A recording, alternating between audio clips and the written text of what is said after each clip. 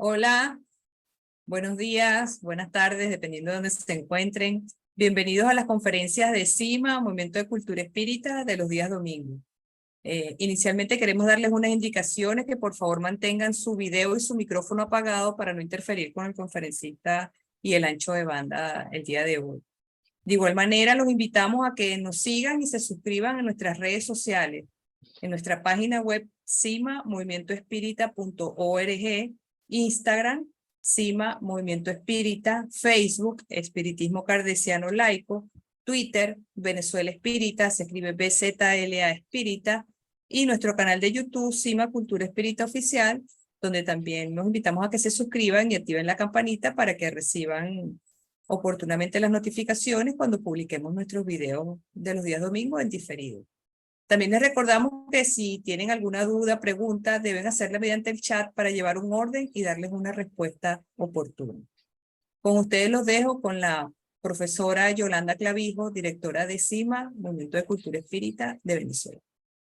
Hola, queridos amigos, qué grato volver a reencontrarnos en este espacio que ha sido concebido para el conocimiento, para la cultura, para la expresión de las potencialidades del espíritu y en especial para la difusión del espiritismo kardecista, laico, libre, pensador, humanista y progresista.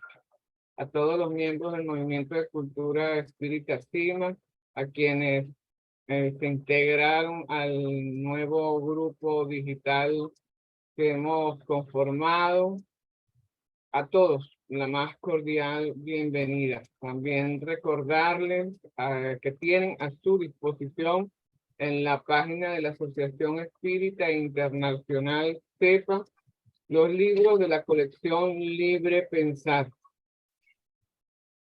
Allí podrán encontrar el espiritismo desde una perspectiva laica y libre pensadora del doctor Milton Medrano Moreira, que será nuestro conferencista en el día de hoy, y Salomón Jacob Benchaya, la inmortalidad del alma del ingeniero David Santamaría, mediunidad, intercambio entre dos mundos del doctor Ademar Choro dos Reyes y Yolanda Clavijo, reencarnación, un revolucionario paradigma espírita, ingeniero Mauro de Mezquita Espínola, espiritismo, ética y moral de la doctora Yacira Jacinto da Silva y el doctor Milton Medrano Moreira, con quien tenemos el gusto de compartir el día de hoy. A veces sabemos de sus ocupaciones, de sus actividades múltiples. Es alguien que queremos como que si fuera de la casa. Tanto en Maracay como en Caracas le tenemos a él y a su esposa y a toda su familia un cariño muy grande, y ha estado en numerosas oportunidades en Venezuela. Y bueno, hemos disfrutado de sus conocimientos, nos hemos enriquecido. Voy a hacer una breve síntesis de lo que es su currículum.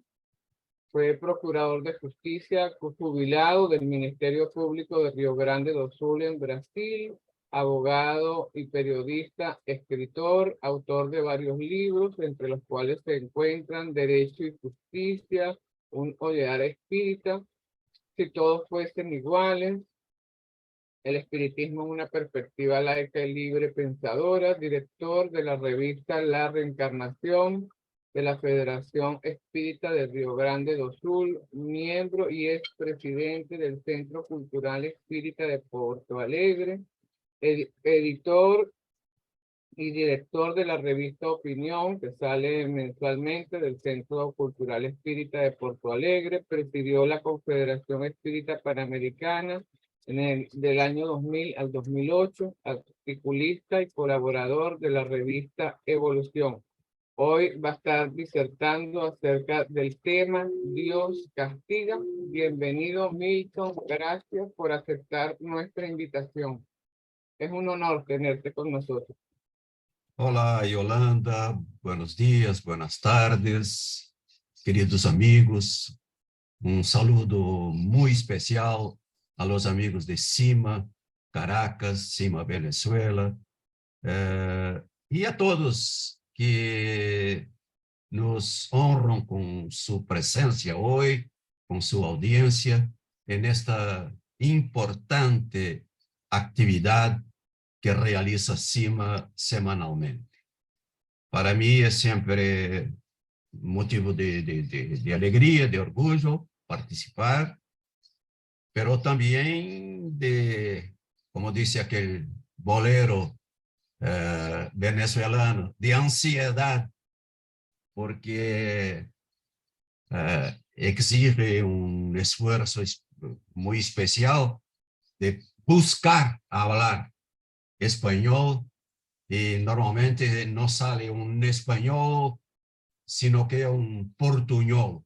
Pero me alegra saber que puedo comunicarme con esta importante audiencia tan calificada de diferentes países y espiritistas que, como nosotros, buscan estudiar el espiritismo, reflexionar sobre los principios básicos del espiritismo aplicados a todos los sectores de la vida. Como dice aquella cuestión, la pregunta que hizo Kardec en el Libro de los Espíritus, pregunta 648, si no me equivoco, cuando trae las 10 leyes morales, propone a los espíritus las 10 leyes morales y les pregunta si está bien, como ven, y los espíritus contestan a él, sí, una buena división de la ley natural, porque está en consonancia con todas las circunstancias de la vida. El espiritismo, de una cierta manera, tiene esta consonancia con todos los sectores de la vida. A mí se me olvidó, nena, que estaba abajo él. Porque a partir de la idea de la inmortalidad del espíritu, a partir de esta visión de que, como dice la pregunta 23 o 21 del Libro de los Espíritus, el espíritu es el principio inteligente del universo.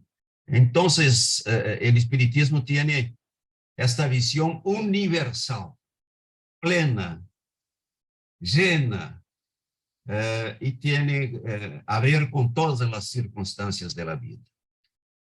A mí me tocó reflexionar hoy sobre este tema que es una pregunta. ¿Dios castiga? Es una pregunta que está principalmente ligada a la forma como vemos a Dios, como contemplamos a Dios, como sentimos a Dios. Y no se puede analizar esta cuestión, no se puede dar alguna respuesta, alguna contestación a esta pregunta, ¿Dios castiga?, sin hacernos una breve reflexión sobre las formas como se ve Dios en las diversas tradiciones religiosas. Por favor, Yacira, el próximo slide. Entonces, yo me proponía hacernos una reflexión sobre Dios en la tradición, apenas en la tradición judío-cristiana, donde estamos ubicados nosotros, que es la nuestra tradición histórica. ¿Cómo vieron los hebreos el Antiguo Testamento? ¿Cómo vía a Dios? Dios en el Antiguo Testamento es el resultado, la visión que tenían los hebreos de Dios, resulta de aquel que se llama el pacto que hizo Jehová con Abraham. Literalmente dice la Biblia que en aquel día hizo Jehová un pacto con Abraham, diciendo: a tu descendencia daré esta tierra desde el río de Egipto hasta el grande río Éufrates. Es decir, era un pacto con un pueblo. Luego, es un espíritu que no podemos decir en nuestra visión de hoy, en la visión que podemos tener hoy acerca de Dios, que era o que entendemos hoy por Dios. Certamente un espíritu protector de aquella tradición, de aquella cultura, de los deseos de un pueblo que se dice predestinado por Dios para realizar una gran tarea en la historia del mundo. Entonces, se hace un pacto, aquel espíritu hace un pacto con el pueblo judío, el pacto de hacer la protección de aquel pueblo. Es un Dios celoso, es un Dios poderoso con poderes superhumanos y que busca llevar aquel pueblo a un estado de grandeza, de jerarquía sobre toda la historia, sobre todo el mundo. Entonces, este es el primer Dios que en nuestra tradición judío-cristiana podemos tener. Y que mucha gente, muchos cristianos incluso, guardan este concepto de Dios. El Dios protector, el Dios celoso, el Dios que no admite que se presten honrarías a otros dioses, y por tanto, un Dios todavía panteísta, porque hay otros dioses. Tanto así que este Dios amenaza a aquellos que aceptan otros dioses. Este Dios sí, este Dios castiga. Este Dios castiga severamente a quien no le obedece, a quien no sigue sus reglas. Y este sentimiento de castigo en nuestra tradición nosotros tenemos todavía. No nos liberamos de esta tradición, de este temor de Dios a religiones cristianas que se dicen tementes a Dios. Su mayor valor es temer a Dios, no respetarlo, pero temerlo. Y es un Dios, naturalmente, un Dios antropomórfico. Bueno, pero en la secuencia de nuestra tradición religiosa, de nuestra tradición cultural, viene el Dios cristiano. El Dios cristiano que se aleja bastante de este Dios celoso, de este Dios que se temía y que hizo aquel pacto, aquella alianza con el pueblo judío. El Dios cristiano es un Dios que se puede decir básicamente un Dios padre, un Dios cariñoso, un Dios que ama toda la humanidad y que quiere que toda la humanidad, no apenas un pueblo, lo respete, lo admire, pero todavía aún un Dios antropomórfico. Tan antropomórfico que es, como dicen los cristianos, un Dios personal. Incluso el cristianismo adopta la idea de tres personas, sí, en un único Dios. El Dios Padre, el Dios Hijo y el Dios Espíritu Santo. Es un Dios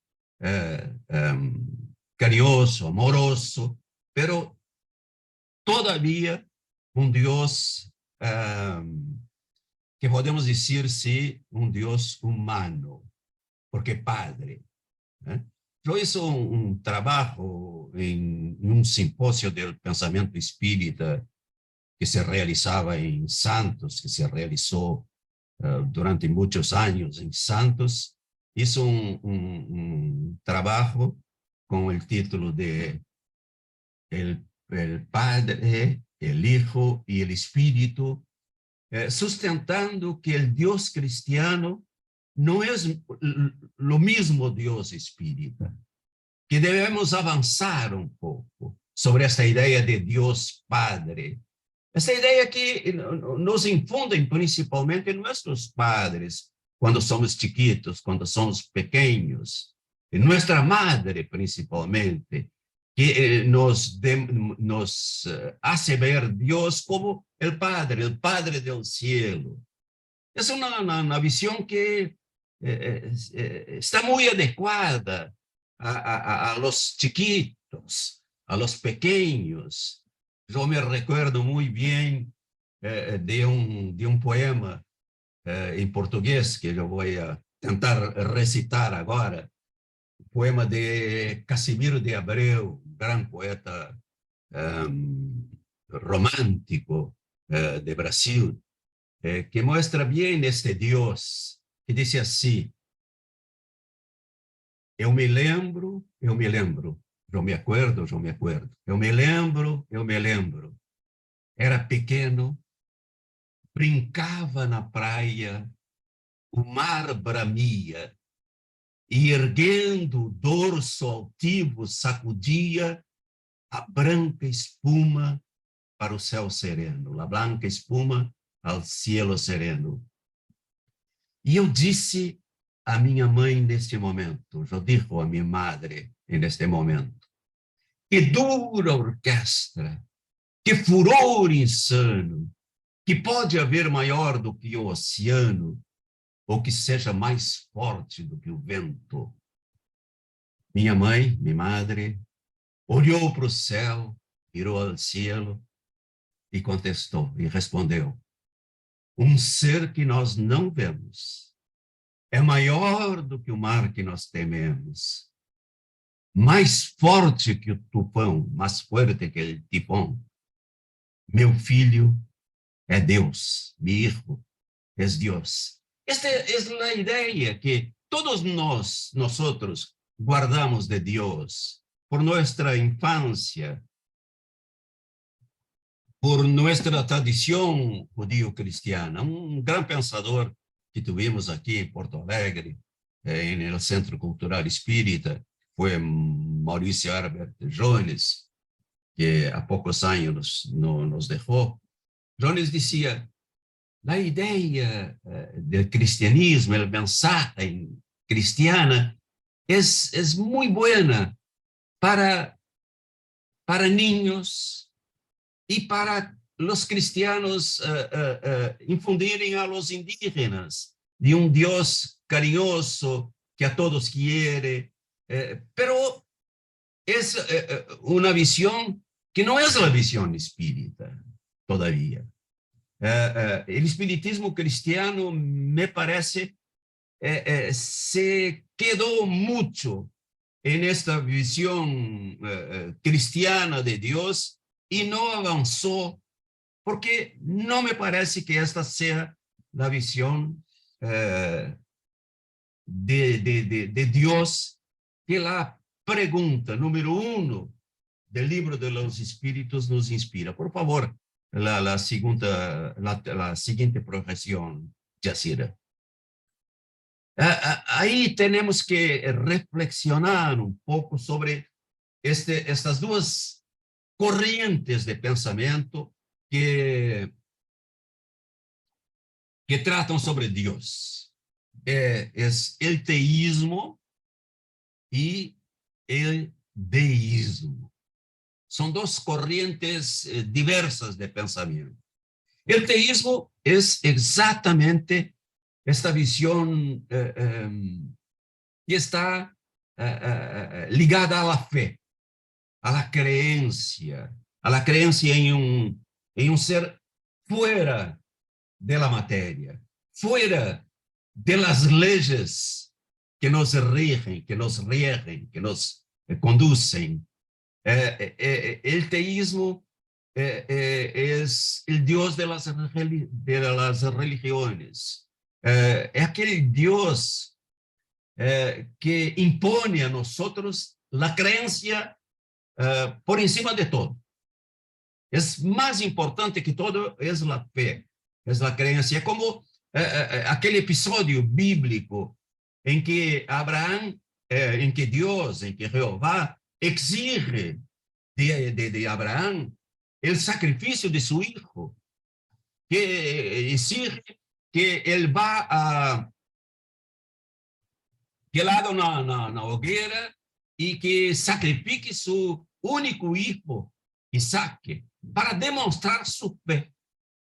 Y Abraham no excita, ¿no? Él va, él hace un monte de leña y pone su hijo allí para quemarlo, para ofrecerle a Dios como prueba de su fe, como prueba de su creencia por encima de todo. Hay Dios que quiso hacer esta prueba con Abraham. No necesita, porque yo ya estoy convencido que me amas, que crees en mí. Este es el Dios del teísmo, el Dios voluntarista, porque por encima de todo está su voluntad.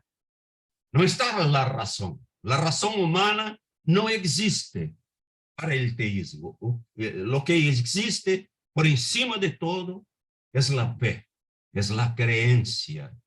La voluntad de Dios no está sometida a la razón, por lo menos a la razón humana.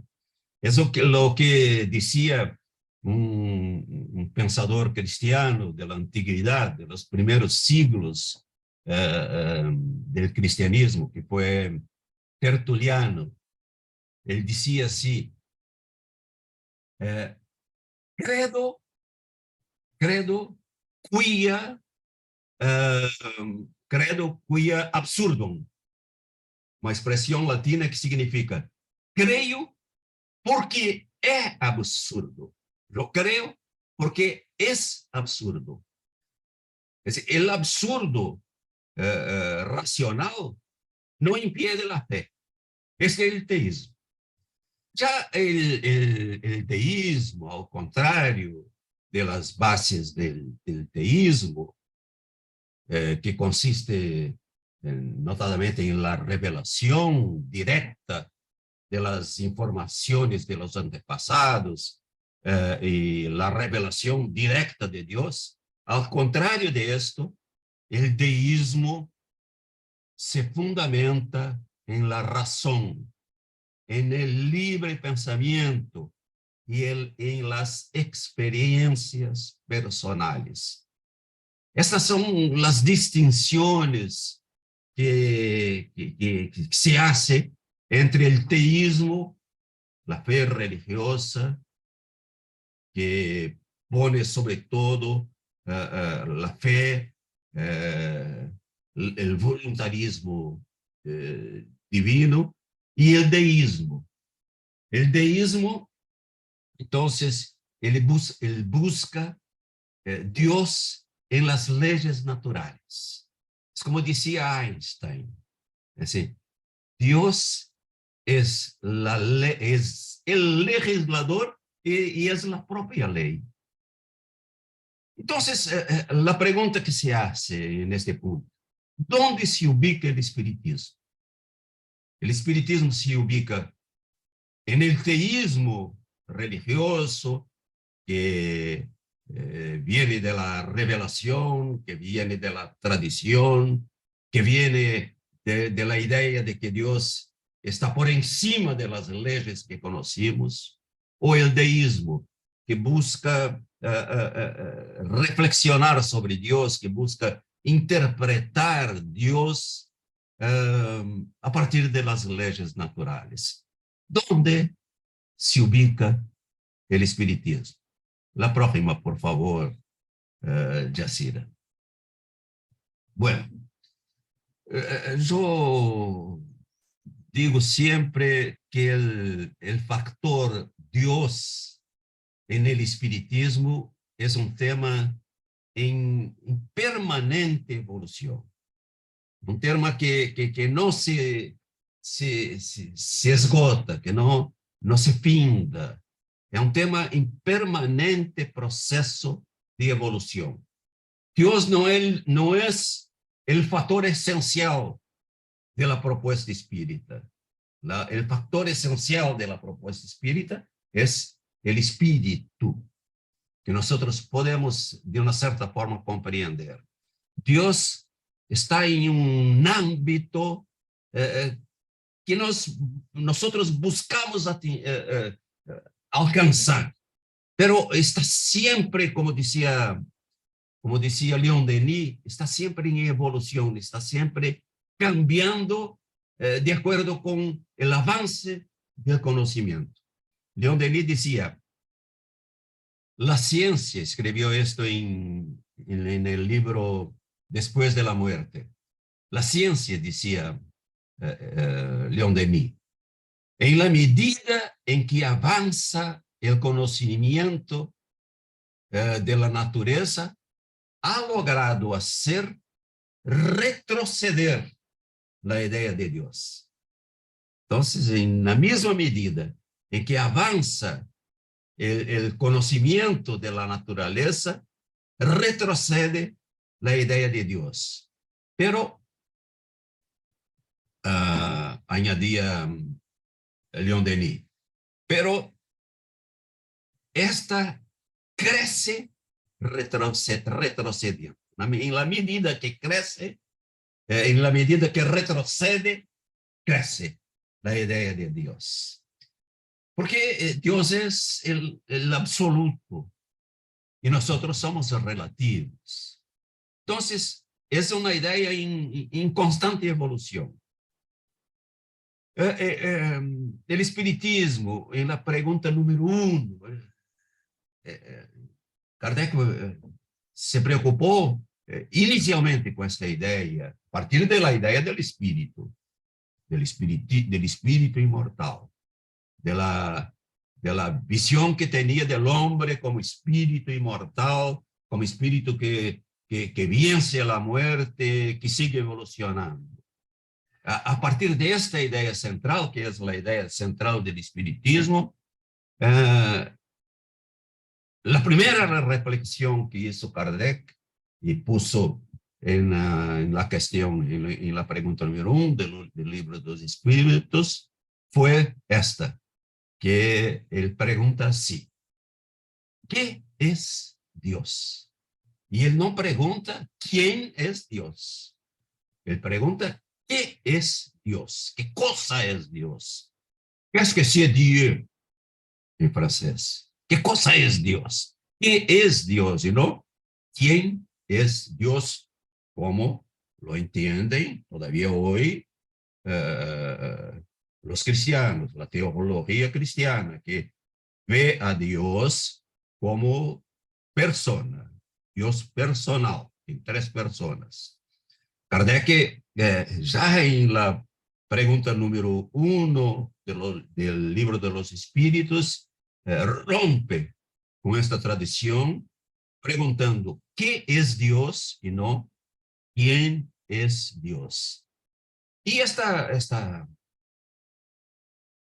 contestación, esta respuesta que le dan los espíritus, me parece sumamente importante para que podamos empezar nuestra reflexión espírita sobre Dios. Dios, le contestan los espíritus, es la inteligencia suprema y causa primera de todas las cosas. Inteligencia primera y causa, inteligencia suprema y causa primera de todas las cosas. A mí me parece que este concepto, este parámetro propuesto por los espíritus, nos hace avanzar un poco sobre el concepto cristiano de Dios. Y esto hay que ser examinado siempre a partir, como decía Leon Denis, de la ley natural. Es decir, cuando dice Leon Denis que la naturaleza nos hace, y la ciencia nos hace retroceder para ver mejor a Dios, y que en esta visión Dios crece. Leon Denis y los espíritus, evidentemente, Kardec en su gran obra, el libro de los espíritus, nos presenta la ley natural como el factor que debe iluminar, que debe aclarar nuestra reflexión sobre Dios. Y que puede avanzar, por favor, Yacira. ¿Y qué es la ley natural? Esta pregunta es importantísima para toda la reflexión filosófica espírita. Que toda la visión espírita moral, toda la visión espírita filosófica parte siempre de la idea de la ley natural. No es nada hay de sobrenatural. Y Dios. Debemos reflexionar sobre Dios como a partir de sus leyes, como decía Einstein. Dios es el legislador y es la propia ley. Entonces, en el espiritismo no hay el sobrenatural. Todo está vinculado, todo está ligado. La base principal de esta reflexión es la ley natural. Entonces, cuando Kardec en la pregunta 614, me parece, cuando Kardec pregunta a los espíritus ¿qué es la ley natural? Los espíritus contestan así: la ley natural es la misma ley divina. En esta primera frase ya está contenida la reflexión más importante de la filosofía espírita. La ley natural es la misma ley divina. Dios se muestra, Dios se revela, no por leyes sobrenaturales, pero sí por leyes naturales. Entonces, la ley divina es la misma ley, la ley divina, la ley natural, es la misma ley divina. Es la que nos indica lo que debemos hacer y lo que no debemos hacer. Es la única responsable de nuestra felicidad. Y acrece así: solo es infeliz quien se aleja de ella, quien se aleja de la ley natural. Entonces, diferentemente, diversamente de la propuesta cristiana, de la propuesta bíblica, de la propuesta tradicional de la cultura judío-cristiana, el ser humano no está en la vida, en la materia, en la tierra, para pagar deudas, sino que para ser feliz. Es una etapa de su proceso en busca de la felicidad. La búsqueda de la felicidad está totalmente vinculada al cumplimiento de la ley natural. Es una reflexión laica, no es una reflexión religiosa. Nosotros no necesitamos tener una religión, una creencia para sermos felices o para nos salvar, como dicen las religiones. No. Nosotros necesitamos, sí, estar de acuerdo con las leyes naturales que están grabadas ¿dónde? Ahí dice más adiante, ¿dónde está grabada la ley natural? En nuestra conciencia.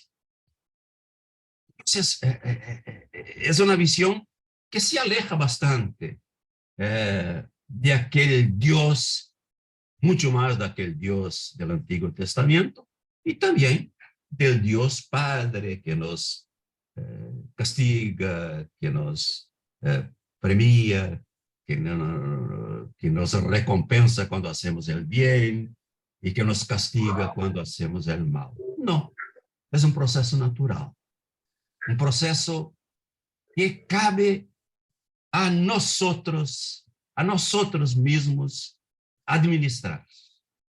Esto es la autonomía. ¿Por qué que Kardec dice siempre, varias veces, en su obra, que el espiritismo ha venido en el momento preciso, en el momento de la historia donde se podía hacerlo entender, hacer al hombre entender al espiritismo? Porque él vino justamente en la modernidad, después del proceso de la ilustración, después que la razón pasó a ser el hombre autónomo, o demostró el camino para se tornar autónomo, no más dependiente de la voluntariedad de Dios o de los dioses, pero atento a sus propias leyes naturales grabadas en su conciencia.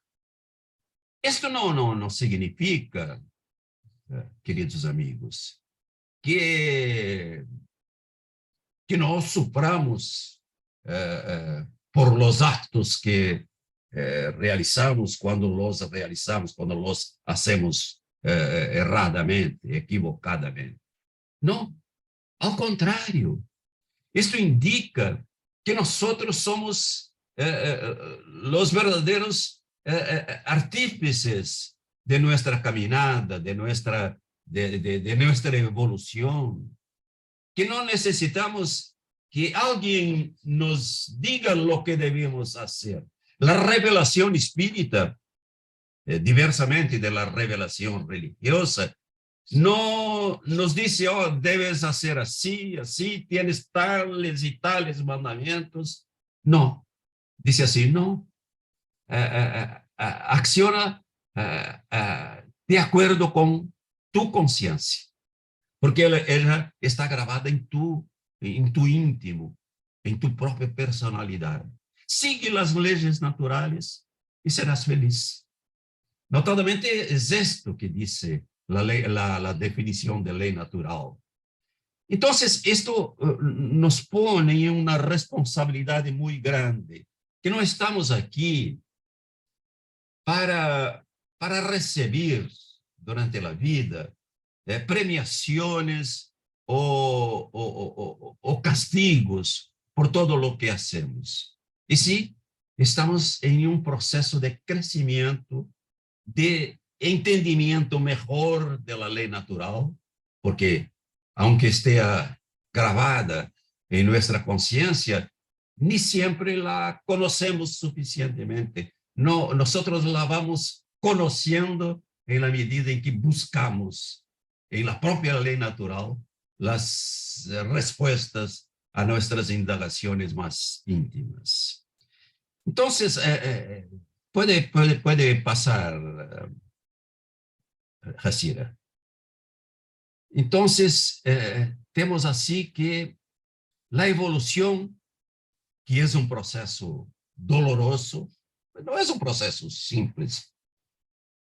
Esta autonomía del espíritu es un proceso doloroso, lo que no significa que seamos castigados por el mal que hacemos. Un libro que está muy lido hoy, que es uno de los libros más lidos en la actualidad, que es de este pensador Rutger Bregman, pensador holandés. Yo creo que lo tengo aquí. Vamos a ver si lo tengo aquí. Sí, está la portada de él, está aquí.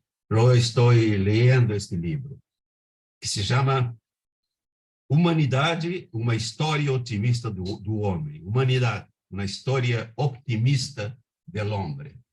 Él dice que la evolución de todas las especies, no solamente de la evolución humana. Él no es un hombre espiritualista, sino que un hombre que estudia la evolución humana.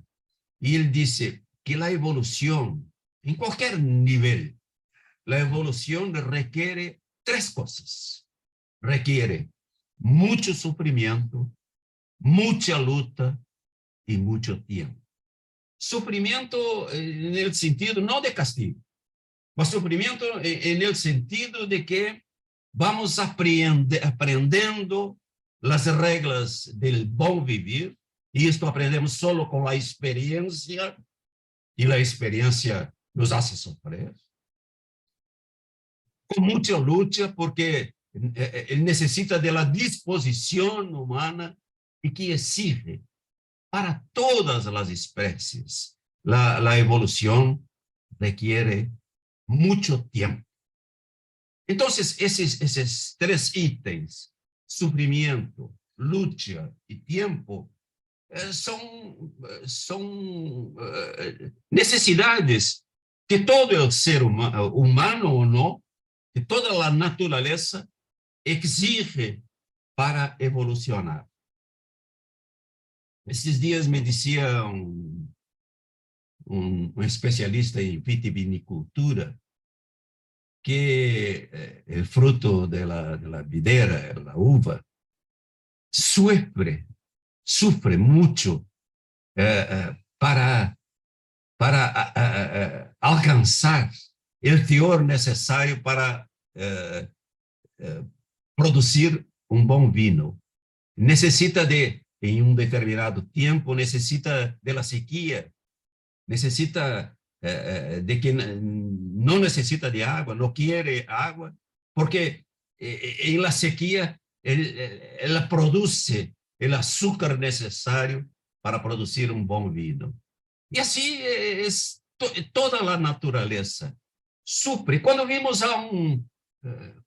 preguntan si es castigo divino o es castigo de una encarnación anterior, porque alguien nace sin un brazo, sin una pierna, o ciego, yo reflito así. Y cuando vemos a un perro con 3 patas solamente, se puede decir a alguien, imagina que el perro está pagando una deuda de una encarnación anterior. Absolutamente. Es de la naturaleza. Es un proceso natural que lo llevó a tanto. Esto no es un castigo. pero puede ser, sí, un sufrimiento que le hace evolucionar. Entonces, estes tres itens, sufrimiento, lucha y tiempo, son necesarios siempre en todos los procesos de vida, sin que tengamos que atribuir esto a un castigo divino. Esta visión religiosa de que cuando sufrimos y estamos siendo castigados, puede y debe, a partir de esta visión de la ley natural, puede y debe nos indicar que sí, el sufrimiento es un proceso, hace parte del proceso del crecimiento. Nos hace reflexionar, nos hace pensar, nos hace cambiar. Y por eso la lucha, y por eso el tiempo, y por eso que tenemos tantas y tantas reencarnaciones para evolucionar. Me gusta mucho una cuestión, una pregunta. Voy al Libro de los Espíritus en mi edición en español, que dice así, la pregunta número 132 del Libro de los Espíritus. Cuando Allan Kardec pregunta, ¿cuál es el objeto de la encarnación de los espíritus? Porque es fundamental a la filosofía espírita la reencarnación, las múltiples encarnaciones en la materia. El objetivo de esto, ya que tenemos esto, diferentemente de la teología cristiana, que defiende la idea de una vida única, nosotros, espiritistas, evolucionistas, entendemos que necesitamos de muchas encarnaciones para evolucionar. Entonces, Kardec hace esta pregunta a los espíritus. ¿Cuál es el objeto de la encarnación de los espíritus? Y ellos contestan así. Dios se le impone con el propósito de hacerles llegar a la perfección. Es decir, el objetivo es llegar a la perfección. Y hay caminos diversos para estos. Para unos constituye una expiación, para otros una misión, pero para llegar a la perfección deben, dicen los espíritus, sufrir todas las vicisitudes de la existencia corporal. Sufrir todas las vicisitudes de la existencia corporal. Esto es, la experiencia humana. Y dicen que en esto consiste la expiación. La expiación no es un castigo, sino que la experiencia a que está sometido el espíritu para crecer, para evolucionar. Y acrescentan, añaden esta frase que me parece genial. Dice así, la encarnación tiene también otro objeto, que es el de poner el espíritu en disposición de cumplir su tarea en la obra de la creación, para cuya realización toma en cada mundo un cuerpo en armonía con la materia esencial de aquel mundo, y ejecuta bajo este aspecto las órdenes de Dios, de manera que concorriendo, y este Dios es la naturaleza, las leyes naturales. Cuando se habla en Dios, en espiritismo, pensemos la ley natural, el legislador, la inteligencia suprema que coordena estas leyes, pero que no está ahí para premiar o castigar. De manera que concorriendo a la obra general, el espíritu progresa también. Esta frase me parece genial. La encarnación pone al espíritu en disposición de cumplir su tarea en la obra de la creación. O sea, nosotros todos somos creadores. Somos dioses en una cierta manera. Aliás, esto está en el propio Evangelio. Dice Jesús, vosotros son dioses. Nosotros todos somos dioses. Porque estamos en este proceso de creación de vida. Estamos haciendo nuestra tarea, nuestra realización de nuestra tarea en armonía con la creación, que es un proceso continuo. Entonces, esta visión de que Dios no castiga no significa que nos suframos que no vengamos a sufrir por nuestros errores, por nuestras equivocaciones. Sí, el alejamiento, el afastamiento, la desobediencia a la ley natural nos causa sufrimiento. Esto es natural, sufrimiento que nos enseña, que nos hace avanzar, que nos hace reflexionar y que nos hace cambiar. Entonces, esta ley fundamental, que es la ley de causa y efecto, no necesita del castigo divino. Como decía el gran pensador francés, espiritualista, que fue Gustave Geley, decía que la justicia que debemos buscar, lo que nos ofrece la idea de la reencarnación, de las vidas sucesivas, la justicia es una justicia inmanente y no una justicia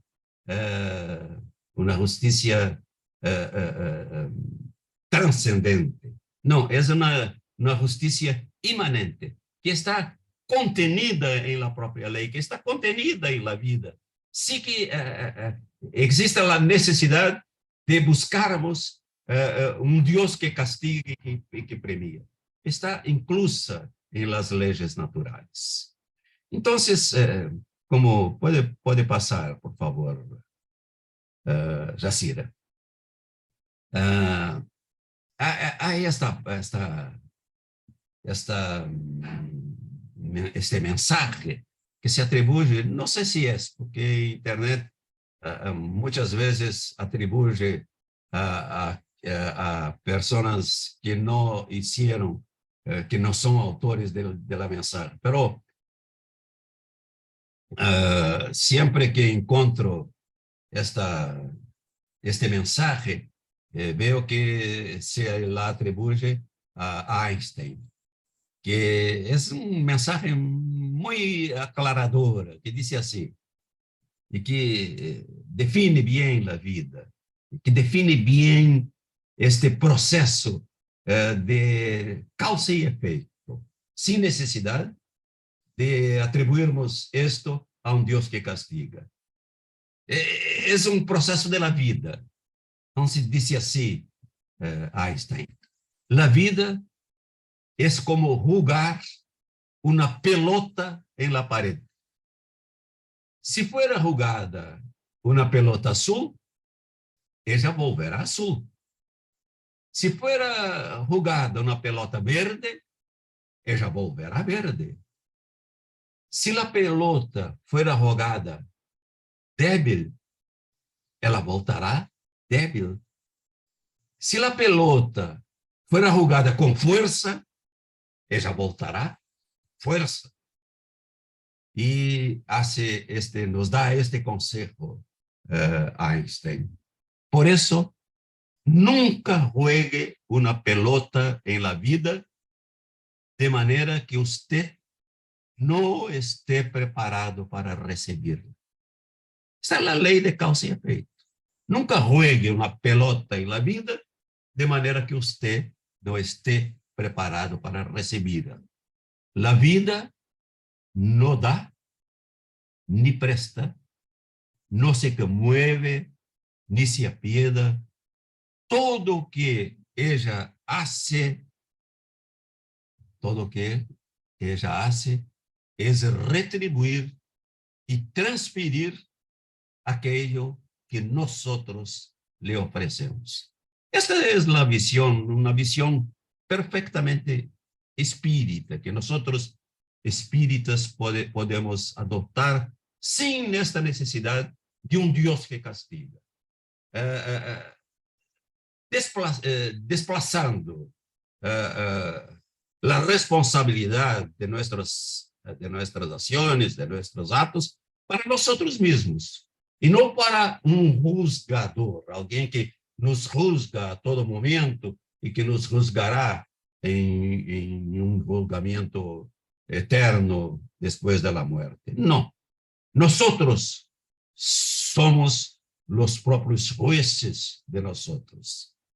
Me agrada mucho una oración que dicen a quien atribuye a Francisco de Asís, pero no es cierto.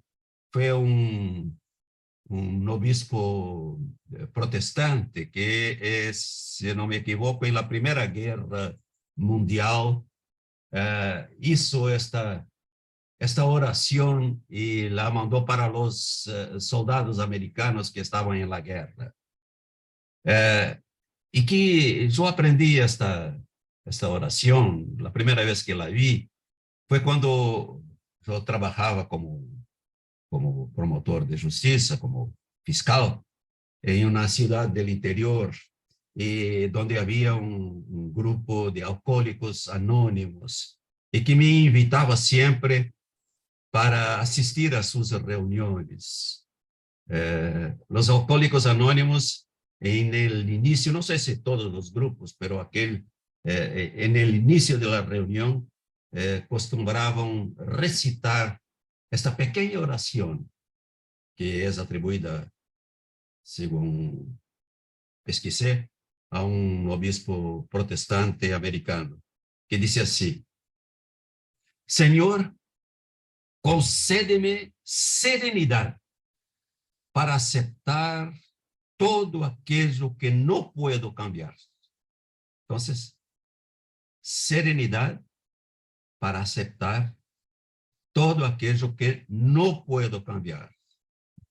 Concédeme valor, coraje, para cambiar lo que soy capaz de cambiar. Y finalmente, concédeme sabiduría para poder distinguir una cosa de otra, diferenciarlas, estas dos cosas. Lo que yo puedo cambiar, que no está que está a mi alcance, y aceptar lo que yo no puedo cambiar. Porque está en las leyes de la vida, está en un proceso que en este momento tal vez yo no pueda aquilatar, yo no pueda juzgar como bueno para mí, y que más adelante yo podré, en la vida del Espíritu, podré aquilatar, juzgar que fue bueno, que me trajo sufrimiento, pero que me enseñó, pero que me hizo evolucionar.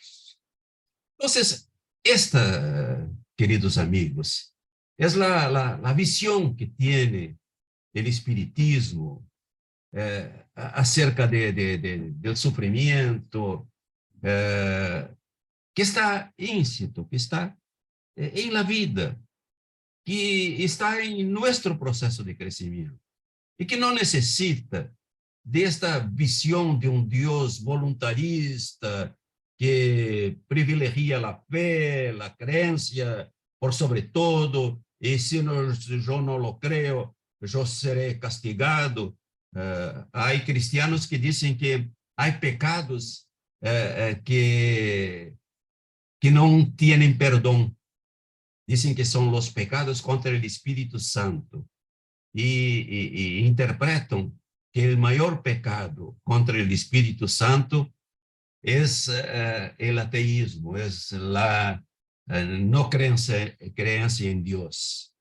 Esto es un absurdo. ¿Y por qué es un absurdo? Como decía aquel pensador antiguo, Tertuliano, yo creo porque es absurdo. Muchas creencias religiosas vinculadas a eso. Yo creo porque es absurdo, porque en la vida natural yo no puedo entender. Entonces, yo creo porque es así. No. Para el espiritismo, una visión naturalista, una visión que está sometida a las leyes naturales, no hay esto.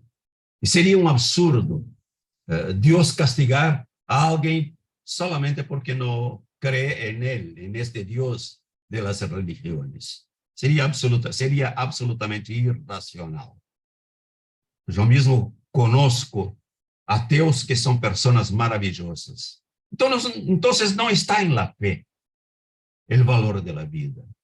El valor de la vida está de cómo la encaramos, de cómo la enfrentamos, de cómo buscamos entender sus leyes naturales y vivir de acuerdo con ellas. Y para concluir, amigos, yo quiero recordar a un poema que yo considero muy lindo y que fue escrito. Puede pasar, por favor, querida Jacira. Este poema de Amado Nervo, que fue un poeta mexicano y que conoció el espiritismo en su vida y que vivió, no vivió mucho, no, pero cuando estaba cerca de la muerte, él produjo este lindo poema que nos hace entender que la vida es alegría y es sufrimiento porque hace parte del proceso de crecimiento, del proceso de evolución. El poema, en su original, en su producción original en español está ahí, pero yo hice una versión en portugués y prefiero decirlo naturalmente en portugués en cuanto ustedes pueden seguir en la pantalla la versión original de Amado Nervo, que dice así, el poema tiene el título de En Paz. Então, dice así el poema, eu digo em português. Já bem perto do ocaso, eu te bendigo, ó vida, porque nunca me deste esperança mentida, nem trabalhos injustos, nem pena imerecida. Porque vejo, no final de tão rude jornada, que minha sorte foi por mim mesmo traçada. E se extraí o doce mel ou o fel das coisas, foi porque eu as adocei ou as fiz amargosas. Pois ao plantar roseiras, eu sempre colhi rosas. E continua assim, Amado Nervo. Por certo, aos meus ardores sucederá o inverno. Mas tu, ó vida, não me disseste que maio fosse eterno. Longas achei, confesso, minhas noites de penas. Mas tu não me prometeste noites boas apenas, e em troca tive algumas doces e serenas. E conclui Amado Nervo o seu poema com esses versos maravilhosos, dizendo assim: fui amado Afagou-me o sol. Para que mais? Vida, nada me deves. Vida, estamos em paz. Nosotros, queridos amigos, estaremos siempre en paz, sin miedo del castigo y sin esperar recompensas y sin buscando siempre la felicidad, que es el objetivo de la vida. En la filosofía espírita, la felicidad es el objetivo de la vida para todos, para los que creen y para los que no creen, para los buenos y para los malos. La felicidad es el objetivo que todos un día alcanzarán, viviendo y buscando esta paz de las leyes naturales, donde no hay castigos y recompensas, sí, sino que consecuencias por nuestros propios actos, por nuestra propia capacidad de entender e interpretar la vida. El mensaje, queridos hermanos, queridos amigos, para hoy era esta. Muchas gracias, perdonen por mis fallas, por mi incapacidad de expresarme correctamente en español, pero el mensaje es esto. Gracias, muchas gracias. Para nada, Milton. Mejor español, a veces ni nosotros. Un mensaje que llega en lo más profundo. Ya voy a dar paso a las preguntas, Yacirita. Ok, tenemos una primera pregunta de Conchita. Felicitaciones, doctor Medrán, por su magnífica conferencia y pulcro español. Le pregunto, ¿por qué el espíritu para evolucionar tiene que necesariamente sufrir y luchar? ¿No es esto un resabio de la tradición judeocristiana? ¿Acaso no sería mejor progresar en armonía con base en el conocimiento? Bueno, sí. Hay quien afirme que hay espíritus que evolucionan en dirección recta. Pero el proceso de crecimiento es un proceso desafiador. La vida es un desafío. Y el desafío, los retos de la vida, nos hacen sufrir, como toda la naturaleza. Hay un proceso de búsqueda que nos hace cambiar. El cambio es sufrimiento. El cambio trae el sufrimiento, porque pasamos de una etapa para otra. Pasar de una etapa para otra nos impone el sufrimiento. Entonces, en este sentido, no que el sufrimiento sea un objetivo de la vida, no. El sufrimiento es un instrumento a través del cual la vida nos produce avisos, nos produce advertencias. No, en otra oportunidad no sufrirás porque estarás venciendo a esta etapa. En este sentido, no hay esta evolución en línea recta, como algunos espíritas dicen que Jesús de Nazaret tuvo una evolución en línea recta. Nadie tiene este proceso de evolución en línea recta, porque nacimos ignorantes. El inicio del espíritu es de ignorancia y partimos de la ignorancia para el conocimiento. Todo el espíritu, dice el libro de los espíritus, es creado simple y ignorante para alcanzar la sabiduría y la complejidad de la vida. Es un proceso que exige tiempo, que exige dolor en ese sentido, no como retribución por el mal, sino como pedagogo. En este sentido, todos sufrimos y no creo que exista algum espírito que tenha evolucionado sem estes desafios, sem estes retos, que em linguagem humana chamamos de sofrimento. Tenemos otra pregunta de Rocío Ferrón. Me encanta esta conferencia. ¿Es posible que estemos en este planeta para ir descubriendo a Dios a través del amor que van haciendo dentro de nosotros en nuestra lucha en la vida? Un abrazo desde Sevilla.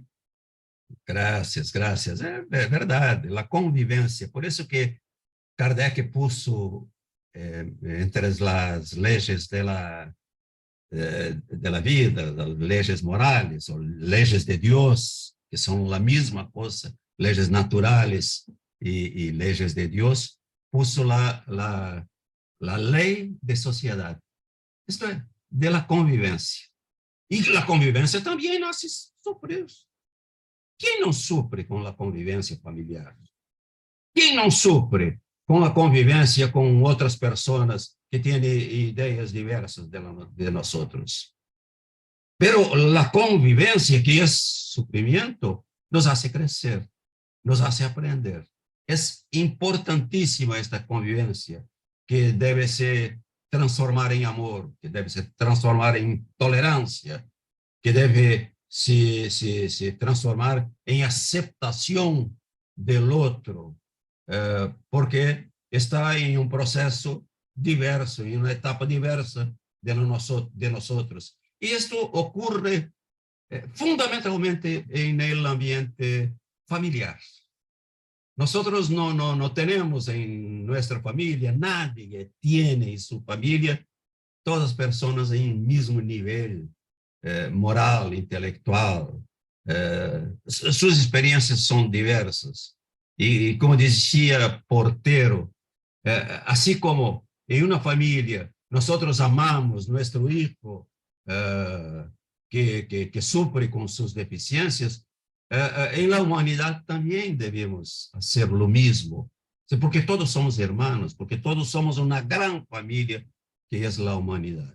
Esto produce, sí, sufrimiento, las diferencias entre las personas, produce, sí, sufrimiento, pero produce más do que cualquier otra cosa, produce evolución, produce comprensión y debe producir amor. Una pregunta de Rodolfo Ferreira. El deísmo, según alguna definición, no se ocupa ni interviene en el universo. Está aparte. El teísmo sí. Entonces, a pesar de su connotación religiosa, ¿no se acerca más el teísmo de cierta manera al espiritismo? Gracias por tus magníficas reflexiones. Sí, hay pensadores que ponen, y Kardec trató de esto en su obra también, en aquel artículo que se llama Las 5 alternativas de la humanidad, que él puso la creencia en Dios en 2 niveles: los que aceptan Dios como la inteligencia que creó el universo y que no se interesa más por él, que pone el mundo, el universo, no se interesa más por los humanos, por las personas. Y hay un Dios que es providencial, que está así. Sí, hay esta distinción, pero el espiritismo acepta el deísmo no como no intervención de Dios, pero como sinónimo de ley natural, como sinónimo de autonomía personal. Es decir, Dios, sí, como inteligencia suprema, Él comandará el universo siempre. Nosotros no sabemos cómo se hace esto, pero el proceso de crecimiento está en el propio ser. No está en beneficios que Dios haga a una persona, a castigos que interponga a otras personas. No. Dios interviene, sí, como ley suprema, como inteligencia suprema. Interviene siempre. En ese sentido, estamos con el Dios también del cristianismo. Pero no estamos con el Dios del cristianismo en la medida en que el cristianismo ve Dios como juzgador de todos nuestros actos y pone la fe como condición esencial para la salvación que nosotros llamamos de evolución. Una pregunta de Pura. Doctor Milton, acerca de la evolución de Jesús que se dice que fue en línea recta, ¿podría ser que la hubiese hecho en otros mundos? Sí, puede ser, sí. No sabemos cuál fue la trayectoria de Jesús, pero como todo que está en la naturaleza y como toda la inteligencia, Jesús, un ser iluminado, un ser inteligente, también en su creación fue simple e ignorante, porque es una creación divina también. Y puede decir que su evolución tenga ocurrido en otros mundos habitados, y que cuando encarnó en la tierra ya estaba en una etapa muy superior a la mayoría o a todos los seres que aquí habitan. Sí. Tenemos otra pregunta de Amorín. Muy buena presentación, Milton, y poética también. ¿Se puede decir que Dios no nos castiga a nosotros, que sugerimos por nuestra ignorancia y nos culpamos por nuestra conciencia? Sí, exactamente, Amorín. Es el gran juzgador de nosotros mismos. Diversamente do que dicen las religiones, que cuando moremos o cuando encararmos el juicio final,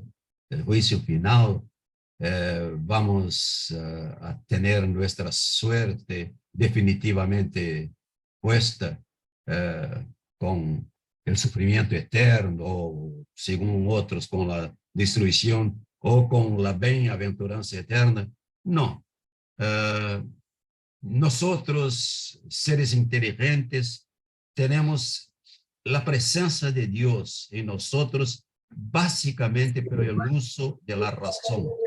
Dios está en nosotros.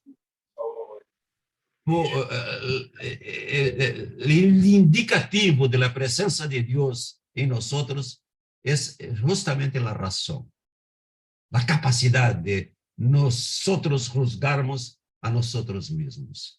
Esto es la conciencia, que no castiga, pero sí que enseña, que nos advierte y que nos hace crecer. Gracias, Amorín. Tenemos una última pregunta de Luisa. Buenas tardes. ¿Cómo se relaciona el karma con las pelotas y su lanzamiento? Sí, para quien usa el término karma puede usar estas figuras que nos trajo Einstein. Pero nosotros vimos no como un karma, como el karma tiene esta connotación, es decir, en la misma forma como erraste, tendrás el resultado. Para la visión espírita, ni siempre, porque nosotros podemos, con nuestra conciencia, con nuestras acciones, podemos abdicar del sufrimiento o vencer el sufrimiento con buenas acciones, con un proceso de crecimiento que dispense el castigo. Entonces, esa relación causa y efecto en el espiritismo es un poco diversa de la visión del karma, que es lineal. La visión del espiritismo no es lineal, es pedagógica. O sea, erramos, nos damos cuenta de nuestros errores, y nos dando cuenta de nuestros errores, nosotros mismos sin sufrir, podemos avanzar. Ni siempre es necesario el sufrimiento para avanzar. Si la conciencia nos pone en condiciones de afastar el sufrimiento y con buenas acciones, con el cambio de nuestras acciones, adelantarnos, entonces no necesitamos sufrir. No tengo más preguntas. No sé si la profesora Yolanda tiene alguna otra más. No, no tenemos más, Milton, nada más que felicitarte. No sé si quieres hacer alguna reflexión final, pero yo creo que todos hemos quedado muy conmovidos con el tema, con tan bien tratado, de forma tan brillante. Te agradecemos una vez más desde el Movimiento de Cultura Espírita Sima.